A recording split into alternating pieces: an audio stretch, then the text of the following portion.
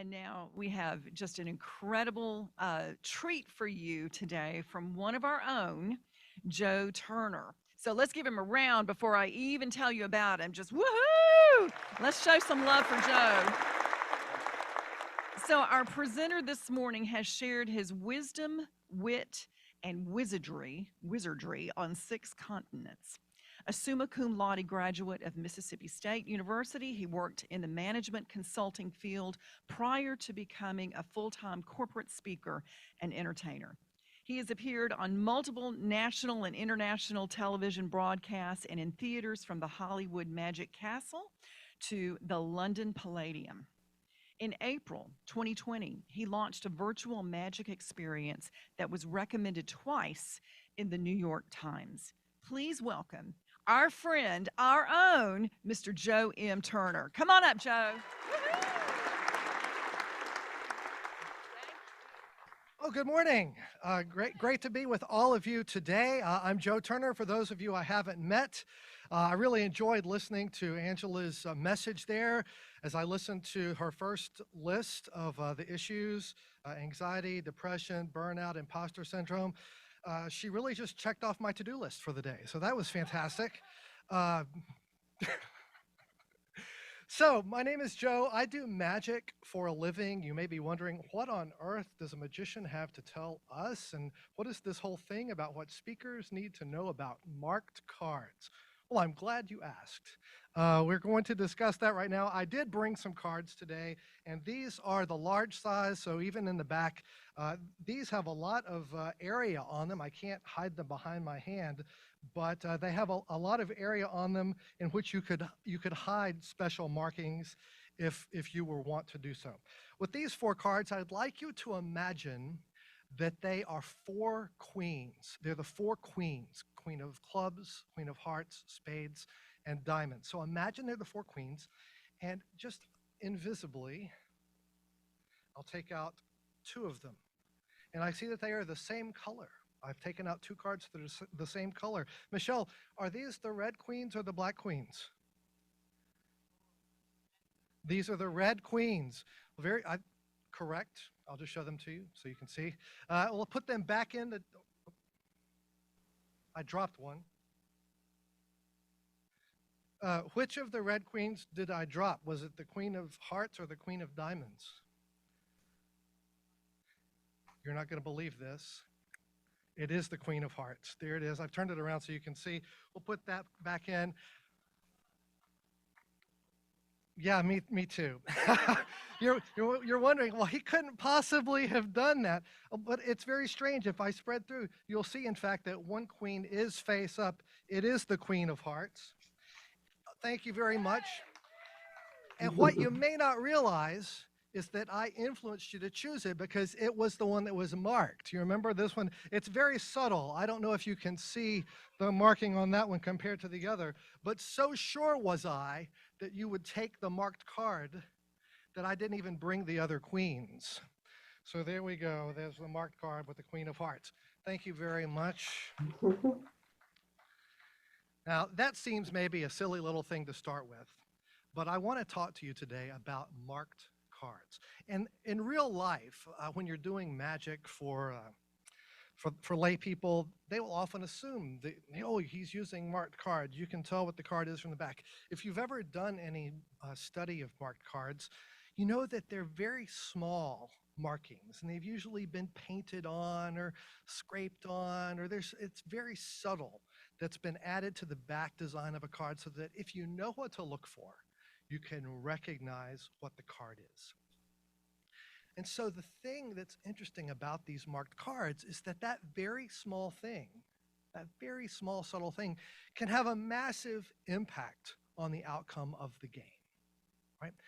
It's all about knowing what to look for. And once you know that it's there, it becomes obvious and you can read it and understand it very quickly and work with it. But until that point, even though it's a massive impact on what you're doing, it's maybe escapes your notice. I'd like to share 3 little things that I'm taking away from the last 22 years of full-time performing and speaking that may seem obvious, but you haven't considered the impact that they can have. The first thing is that little things count. Little things matter. That seems cliched. When I first got into magic seems cliched almost by itself. When I first got back into magic in my 20s, I had sort of put this aside, and one day I was working with the kids at church because I got the guilt trip about, well, we need help in the children's ministry and we need people to come volunteer. So I went in to help. Oh my gosh, I chose to be a high school physics teacher. That's what I studied to be because I knew that was not my crowd. These 5 and 6 year olds, I went in there, it was unbelievable. It was mayhem. But I reached my pocket and I did have a coin. So I took the coin and I started doing magic that I remembered having done when I was a child. A little sleight of hand magic. And a hush fell over the crowd. And I realized that I had a tool to work with. And it wasn't much, it was just a coin in my pocket, but it had impact. I started doing a little bit more, a little bit more. Finally, my Sunday school teacher said, you know, my daughter's turning 8 years old. Would you like to do her birthday party? Yeah, a gig is a gig. I was like, I'll do it. I'll take this. It's the first time I had done a birthday party since I was a teenager. And so I did this girl's 8-year-old birthday party. Well, over the years, my magic grew and I started performing, and some of my clients heard about my background in speaking and teaching and training and consulting. And they said, well, can you tie some of our information into your magic so you can set the table for our day of our conference? And I said, sure, sure. So bit by bit, I kind of got pulled into this whole speaking side of things. And then along came the fall of 2019 when I got a message on LinkedIn asking me if I would be interested in emceeing and keynoting at a conference in February of 2020. And it was for a large multinational corporation. It was right here in Atlanta. It was a 2-day America's wide team meeting. And it turned out to be the single largest project I ever worked on. In terms of contract, in terms of preparation, in terms of the 2 days that I was there emceeing their conference, and I got to do my keynote. And I never felt more valuable. Just as a person, I felt like I was doing what I was supposed to do during those 2 days. I was like, I finally got here. The person who booked me for that event was the 8-year-old girl whose birthday party I had done in the late 90s. And she told me she had followed me on LinkedIn and seen my social media, and she was just kind of waiting for the right opportunity to come along to use what I did. And I have other stories that fit into that category that I could share with you. But what I'll ask you to take away from it is this: the little stuff you do counts. The Kiwanis luncheon that you speak at for a piece of chicken and some sweet tea, it counts. It counts. The church group that you did their choir banquet, or the Cub Scout troop, or whatever it is, all these things that I'm an NSA member, I'm beyond having to think about. No, never discount the impact that a small thing that you've planted early on can have later in your career. Now, could it take a couple of decades to come to fruition? Yeah. For some people, maybe that process goes faster than for others. And, there's some seeds I've planted long ago. I'm still waiting. And that's fine. That's fine. But what I would just say is everything counts. In that same vein, one of the other large projects that I ever had an opportunity to work on came because I put a couple of business cards in a rack in a magic shop in the 90s. And a little while later, they got a call from Coca-Cola and Clear Channel Communication. We need a magician who's got some consulting experience. Who do you know? And they went, oh, well, this, and they pulled my card off the rack and gave it to them. I can't explain it. All I do know is that if you sow the seed in order for you to reap the benefit. It can be very easy to sit home and think, well, I don't need to go to these networking events, and I don't need to go to the NSA meeting, and I don't need to go on the Zoom thing, and I don't need to do all of those things. But that lethargy will create an inertia that has an impact on your business. So even when it's hard, get thee off thy duff and go out and network. That's probably Shakespeare. So that's the first thing. Second thing I'd like to share with you today is that don't neglect the rest of you. Everyone thinks, maybe I can't say that. What I will say is when I came into NSA years ago and I looked around and I saw subject matter experts and published authors and people who had spoken at the national conference and they had done all of these things. And I look at this and they were just all so knowledgeable and recognized experts on everything. And I could find the lost card.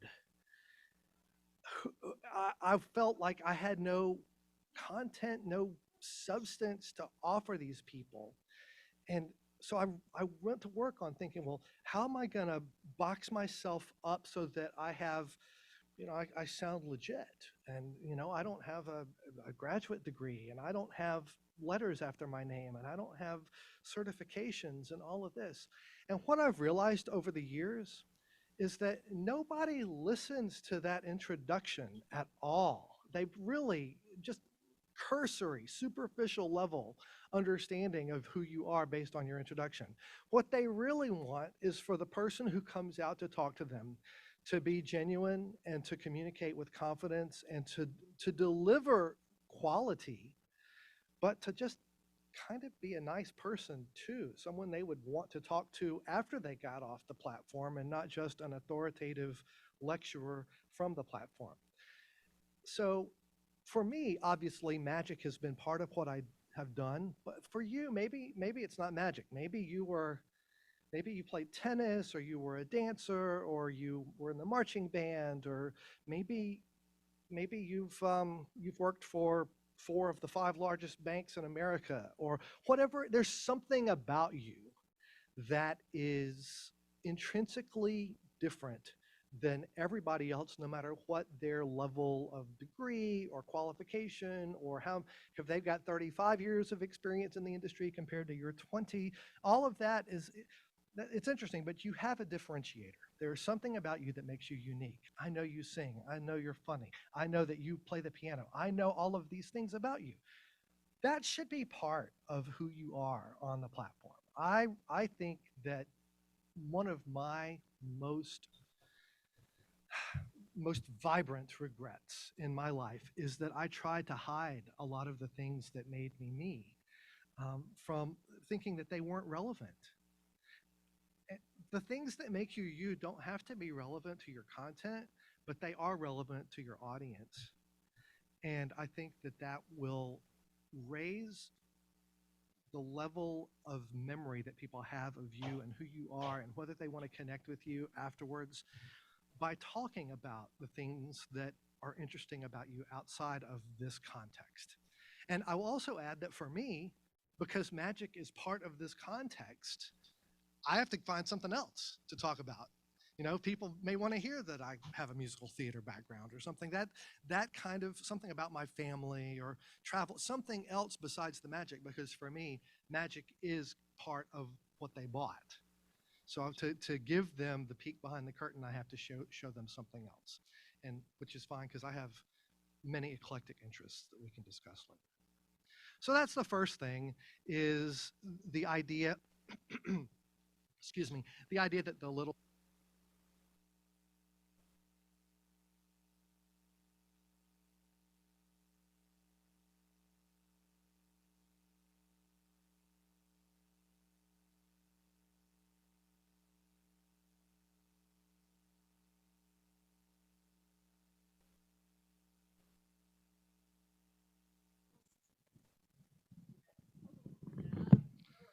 All right.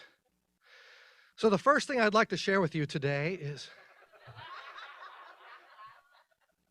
No. So the first thing was the little thing. Everything counts. All the little stuff. The second thing, of course, is that they want to see part of the rest of you. And the third thing, when I got the call to do this, I I asked, what on earth do I have to offer a group of speakers at NSA? Because, and I'm just going to tell you the truth, I am consistently intimidated when I come into this room.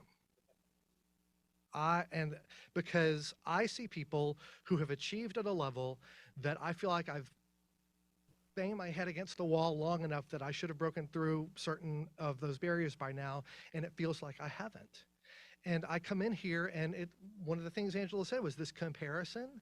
That's a virus that will eat at you, but we do it. We, even though we know, we still do, and I still do.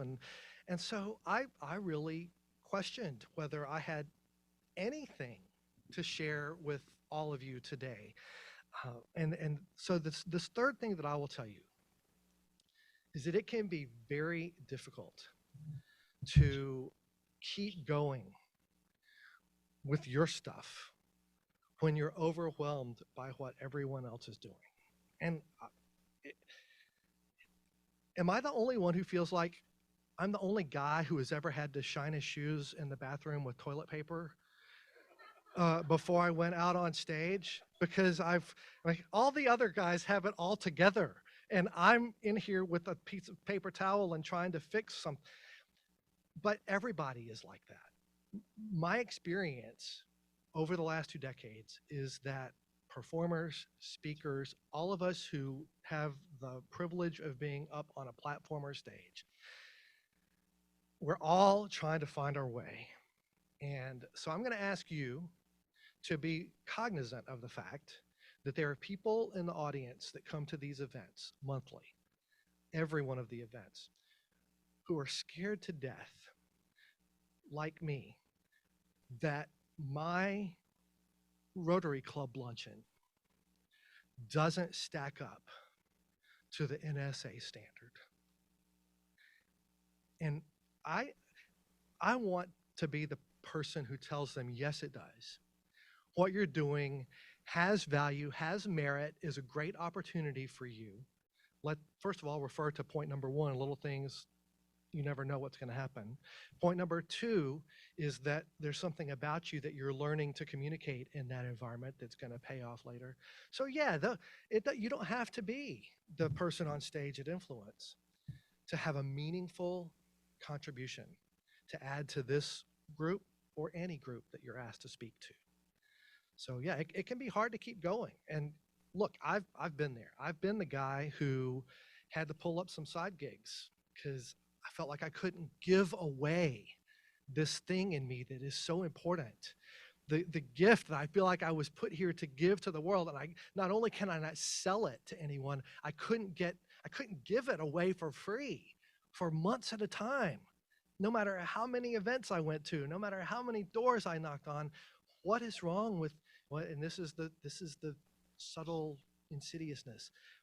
What is wrong with me is the question that comes up. So just please help me, and I'll help you, and we'll help each other fight that moment. And yeah, I split wood in a lumber yard since I've been a member of the NSA. I have substitute taught. I've done stuff online. I have transcribed video. I have picked up side gigs and side hustles. So I mean, not everybody needs to know that, but I guess they're all going to know now because it's on the internet. But the point is, I am certainly not ashamed of it. I am proud of every piece of wood I put on that pile, and I'm proud of every tiny Sunday school class I've ever spoken to. I'm proud of every Rotary Club or Lions Club or all of those things that I've done, all the way up to the London Palladium and the grand corporate adventures that I've had here and there. So all of it matters. And if you're the person who, like me, has come into this room, live or on Zoom, and you've questioned whether you thought, do I even have a place in here? With me, you do. With me, you do. And so come talk to me, and I'll tell you. So I've covered all I need to cover. For now, I just feel like I might have left the Zoom people out of participating. And so I'm going to do one last thing for you. I did bring a deck of playing cards. And who was our new member on Zoom? I'm looking up the screen. Who was waving, joined last night? Hi there, Denise. Denise, I'm Yes. Joe. It's nice to meet Hi, you. Joe. Just out of curiosity, do you play cards? Not really. Fantastic. Do you have any money? Yes. No, I'm just kidding. I'm not going to bet you, but I have a deck of cards here, but I'm going to tell you it's not a complete deck. Before I came up on stage, I Wait, took where one is it? Where card is out of this deck of it? I can't hear. red. It's Oh, red.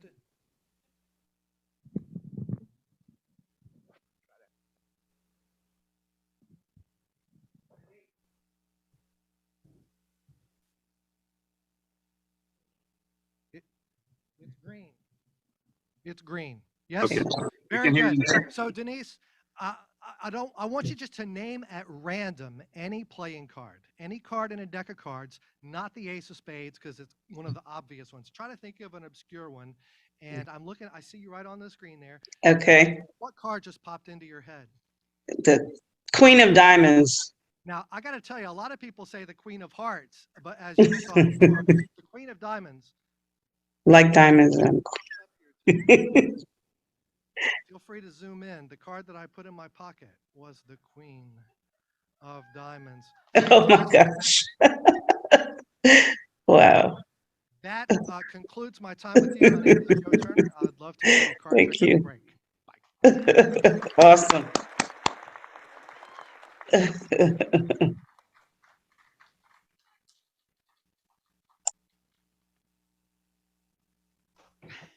Wow. Joe, we just want to thank you for that. The magic is incredible, but the content that you gave us this morning from your heart, I want to say thank you with everything in me for that. When Joe and I were talking before this a few weeks ago, we both agreed that when we come to NSA Georgia, there's a saying, you want to be a member of some organization where you know you're not the smartest person in the room. And we just both said, well, check. We know that. When I walk into NSA Georgia, I feel like I am surrounded with people of such quality, such success that you just feel like I'm here to soak it up. I'm here to learn from all of these people that have done so very well. But it can be intimidating. And for you to share that with us, I think was one of the highest values we have received. And I want to say thank you. Give him a hand, please. We love you, Joe. We appreciate you.